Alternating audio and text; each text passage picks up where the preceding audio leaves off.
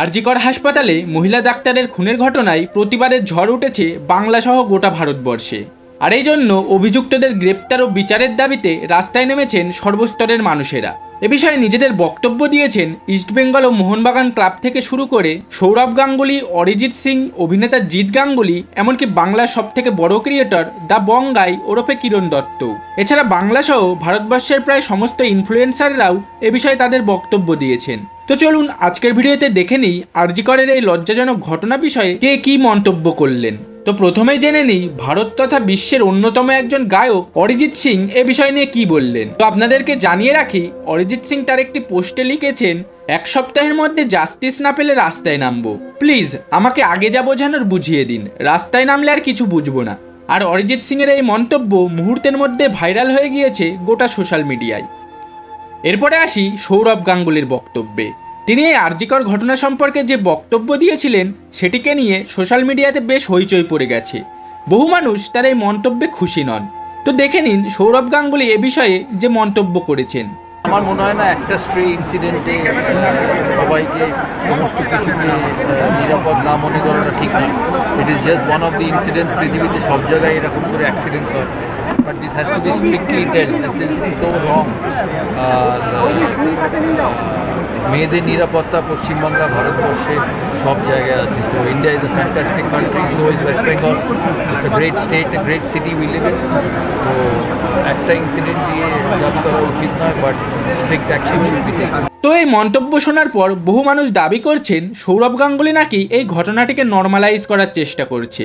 আর এই জন্যই তারা সৌরভ গাঙ্গুলির এমন বক্তব্যে একদমই খুশি নয়। Sorry to say, Saurabh Ganguly, Saurabh, I'm really sad that তোমাকে মানুষ যেইভাবে দাদাগিরি, তোমার ক্রিকেট, তোমার মহারাজা, তোমাকে যেই আসনে মানুষ বসিয়েছে, তুমি এটাকে একটা বিচ্ছিন্ন ঘটনা বলছো।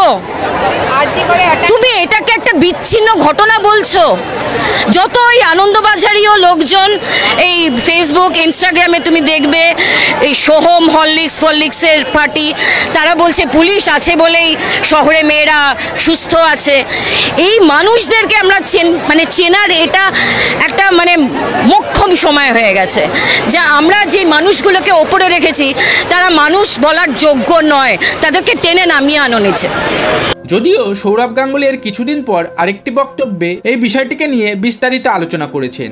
আমি ওই গত রোববার বোধহয় আমি বলেছিলাম, আমি জানি না এটা কীভাবে কনস্ট্রুড হয়েছে বা ব্যাখ্যা করা হয়েছে। আই হ্যাভ সেড ইট, যেটা আগেও বলেছিলাম যে ইটস আ টেরেবল থিং। সে জিনিসটা এখন অনেক এগিয়েছে, সিবিআই, পুলিশ ইনভেস্টিগেট করছে, স্পেশালি সিবিআই ইনভেস্টিগেট করছে। It's very shameful actually what has happened. আশা করব সিবিআই যারা এটা ইনভেস্টিগেট করছে, once they find the culprit, strict punishment দেওয়া উচিত।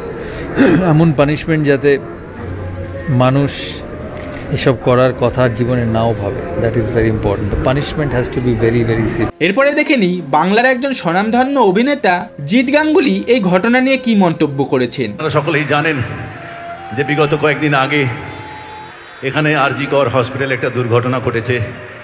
একজন মহিলা, তার সাথে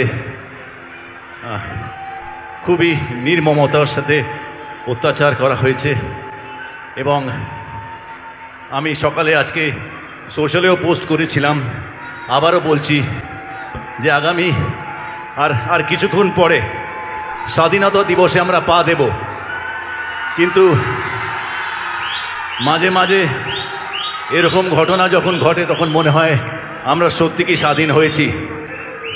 তো তাই আমাদের হাতে যতটুকু আছে, আমরা এখানে উপস্থিত যারা আছি তারা সকলেই সেই মহিলা, তার পরিবারের প্রতি এছাড়া ইতিহাসে প্রথমবার এই লজ্জাজনক ঘটনার প্রতিবাদে বাংলার স্বনামধন্য দুই ক্লাব ইস্টবেঙ্গল ও মোহনবাগান দলের সমর্থকেরা একত্রিত হয়ে আন্দোলন চালাচ্ছে। তো আপনারা সেটা নিজের চোখেই দেখে নিন।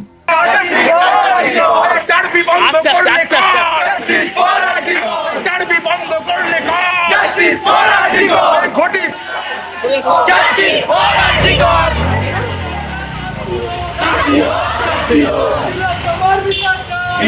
এবার সবার শেষে দেখে নিই বাংলার নাম্বার 1 ইউটিউবার দ্য বঙ্গাই ওরফে কিরণ দত্ত এ বিষয় নিয়ে কি মন্তব্য করেছেন। তার আগে এই বিষয়টি নিয়ে আপনার মন্তব্য কি তা অবশ্যই কমেন্ট বক্সে লিখে জানান। সমস্যাটা কোথায় জানেন? আরজি করের এই ঘটনা নিয়ে আমরা সবাই মিলে প্রতিবাদ করছি, হয়তো জাস্টিস পাবো, কিন্তু এরকম অনেক ঘটনা আমরা জানতেই পাই না বা জানার চেষ্টাই করি না। প্রতিবাদ হয় না, জাস্টিসও পাই না। একজন মহিলা ডাক্তার একা কি করছিল, মৃত্যুর পরেও এই প্রশ্ন উঠে আসে। বাসে সুযোগের সুবিধা, নিজের পরিবারেই মলেস্ট, এগুলোর বিরুদ্ধে তাই আওয়াজ প্রতিবাদ ধীরে ধীরে কমে আসে। কারণ সে একই প্রশ্ন করা হবে, ও কেন গেছিল, একা কি করছিল। তারপর সেই নিস্তব্ধ ভয়ের পরিবেশে হঠাৎই এরকম ঘটনা সামনে এসে সব উল্টে পাল্টে আমাদের অনেক পেছনে নিয়ে যায়। তাই যেই ঘটনাগুলো সামনে আসে তার দৃষ্টান্ত বা শাস্তি এমনটাই হওয়া উচিত যাতে এরকম ভাবনাটা আসার সাথে সাথেই ভয়ে আত্মা কেঁপে ওঠে, এবং সঠিক মানুষের শাস্তি হওয়া খুব প্রয়োজন। আশা রাখছি চরম থেকে চরম শাস্তি হবে, আমাদের মনের প্রতিবাদের আওয়াজ আরও জোরালো হবে, আর সমাজ থেকে ও একা কি করছিল এই প্রশ্নগুলো হারিয়ে যাবে। এই বিষয়টিকে নিয়ে শুধুমাত্র কিরণ দত্তই নয়, বাংলার বহু ইনফ্লুয়েন্সার থেকে শুরু করে সারা দেশের বড় বড় সব ইনফ্লুয়েন্সাররাও এই বিষয় নিয়ে তাদের বক্তব্য শেয়ার করেছেন। আর এর কারণ হলো এটাই প্রথম ঘটনা নয়, এর আগেও বহুবার এরকম লজ্জাজনক ঘটনা দেশের নানা প্রান্তে ঘটেছে, যা ঠিকঠাক বিচার পায়নি বহু দিদি ও বোনেরা। তো এই ঘটনা যাতে আর কোনোদিনই না হয় তার জন্য আমাদের সকলের উচিত বর্তমানে ঘটে যাওয়া এই ঘটনার প্রবল প্রতিবাদ করে এই ঘটনা যাতে আর কোনোদিন না ঘটে সে বিষয়ে সকলকে সতর্ক করা। তো বন্ধুরা, আপনারাও যদি চান এই বিষয়ে সকলকে সতর্ক করতে, তাহলে অবশ্যই এই ভিডিওটিকে বেশি বেশি করে শেয়ার করে দিন সকলের মধ্যে। এছাড়া এই বিষয়ে আপনাদের মতামত কি তা অবশ্যই কমেন্ট করে জানান, আর কমেন্টে অবশ্যই হ্যাশট্যাগ দিয়ে উই ওয়ান্ট জাস্টিস লিখে জানান।